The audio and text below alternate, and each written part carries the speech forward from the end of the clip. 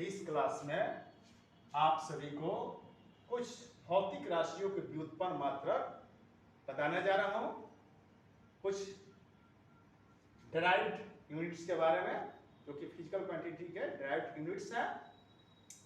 तो derived units व्युत्पन्न राशियां या व्युत्पन्न मात्रक वे होते हैं जो कि मूल मात्रकों पर निर्भर करते हैं, मूल मात्रकों से प्राप्त किए जाते हैं।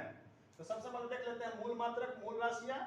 ये मूल मात्रक 6 होते हैं जिनको हम मूल मात्रक कहते हैं। ये स्वतंत्र होते हैं, किसी दूसरे पर निर्भर नहीं करते हैं, इसको दूसरे किसी में हम बदल नहीं सकते हैं। जैसे लंबाई, इसका ऐसा मात्रक मीटर होता है, एल से रिप्रेजेंट करते हैं। द्रव्यमान, मास, इसका ऐसा मात्रक आपका किलोग्राम होता है, एम से रिप्रेजेंट करते हैं। समय, समय का ऐसा ही मात्रक सेकंड होता है, इसको टी से रिप्रेजेंट करते हैं। ताप, ताप का ऐसा ही मात्रक केल्विन को माना जाता है। ताप के भी कई मात्रक होते हैं, जैसे कि फ़ारेनहाइट, सेल्सियस, रोमन, ये सब होते हैं, लेकिन केल्विन को हम मान है थीटा से रिप्रेजेंट करते हैं।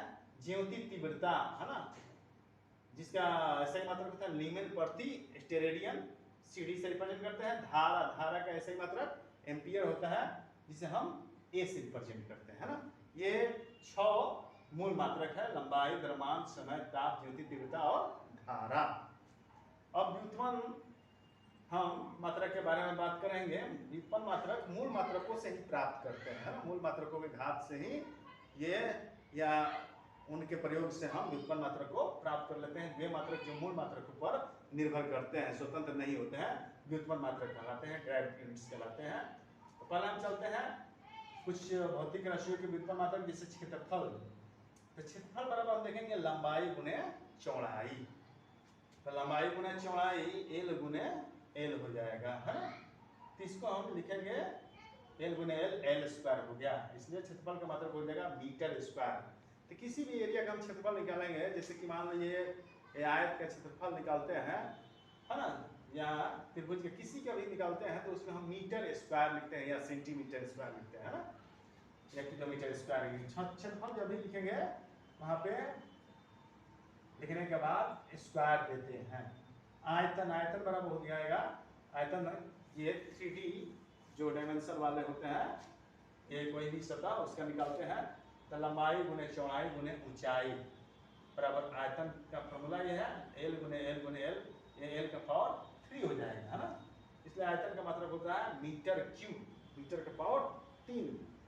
तो जब भी हम किसी भी सतह का, ये जो कि 3 डायमेंशनल हो, उसका हम अगर आयतन निकालते हैं तो नीचे की हम उसको लिखते हैं मीटर क्यूब या सेंटीमीटर क्यूब या किलोमीटर क्यूब, जो भी हो पावर यहाँ पे आयतन के लिए क्यूब लग जाता है। अब देखते हैं हम चाल, चाल ही हम निकाल रहे हैं। तो ये क्या है ना, ये हम क्षेत्रफल में निकाले तो लंबाई चौड़ाई पर डिपेंड किया, है ना, लंबाई पर डिपेंड किया। आयतन में निकाला है तो लंबाई चौड़ाई ऊंचाई पर डिपेंड किया। तो यहाँ पे ये दूसरे मूल मात्रकों पर ये डिपेंड कर रहे हैं व्युत्पन्न मात्रक। चाल, चाल बराबर हम चाल स्पीड, स्पीड बराबर होता है डिस्टेंस बाई टाइम, दूरी बटा समय।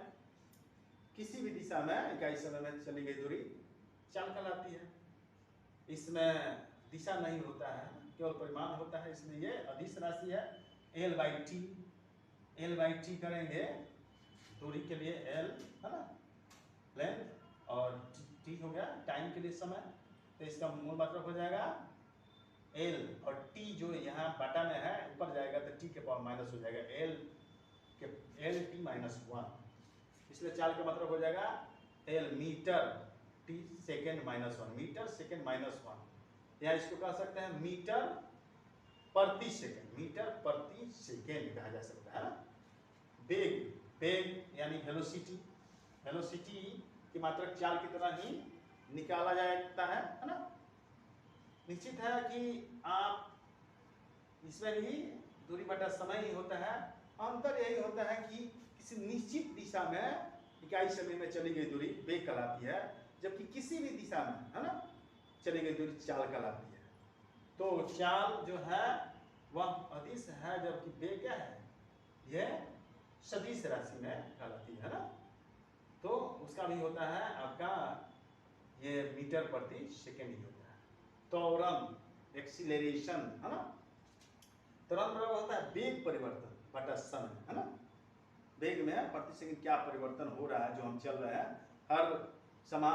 हर समय एक समान तो चलेंगे नहीं, तो वेग परिवर्तन बटा समय, तो वेग परिवर्तन का लिखेंगे एल टी माइनस वन, यहाँ पे वेग हो गया चाल हो गया, एल टी माइनस वन बाटा टी हो जाता है ना, समय से यहाँ भाग हो जाता है, तो यहाँ टी बाटा में है तो ऊपर जाएगा तो एक पावर फिर यहाँ पे बढ़ जाएगा, क्योंकि यहाँ पे एक पावर पहले से है तो एल टी माइनस टू हो जाएगा।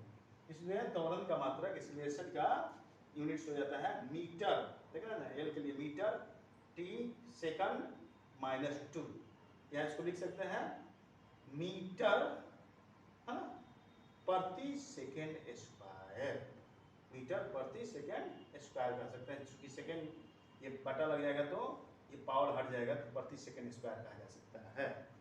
आगे क्लास में कुछ और भौतिक राशियों के आपको हम ऐसे ही यूनिट्स बताएंगे, जैसे बल का, दाब का, आवेग का, संवेग का, है ना, ये आपका घनत्व का। तब तक इस कक्षा का समापन करते हैं, इतना